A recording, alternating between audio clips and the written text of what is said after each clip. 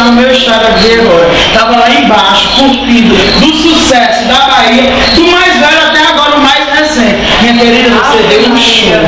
Foi bom demais, muito obrigada a vocês pelo carinho. Eu não esperava realmente essa emoção toda, a galera ficou até o final, dançou comigo. Eu já assim, empolgada pra fazer mais e por conta que vocês têm um horário aqui pra parar, né? A gente não pode continuar o show, a gente já tá dando até mais de 3 horas. E o pessoal quer ir mais, eu quero ir mais, vendo aquela química rolando. Mas foi muito gostoso, eu tô muito feliz, muito obrigada por receber com tanto carinho. Todo mundo, Maria, me senti muito amada. Um beijo.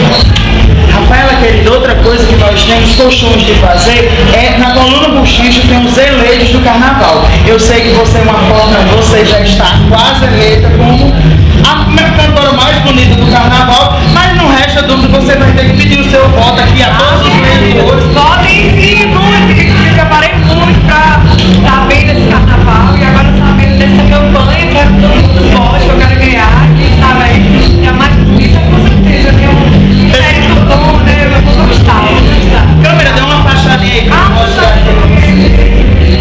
Esse espetáculo mesmo, meu programa vivo, a mulher que saiu de Grosso, faz 2 horas e ainda chegou aqui com todo o frio.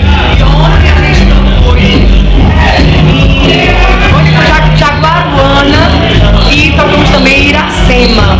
Aí já fizemos Grossos, agora Panema, amanhã tem Capuí, tem Fortim, segunda tem São João do Jaguaribe, tem, diga mais, né? Canidé e Tabuleiro do Norte. Ou seja, lotada. E quarta a gente tá só as cinzas. Querida, com uma satisfação enorme ter você aqui no programa Vivo. Pessoal, esse beijo foi o meu, agora é seu, do programa Vivo. Tudo de bom, viu, querida? Obrigada. Tchau. Obrigada.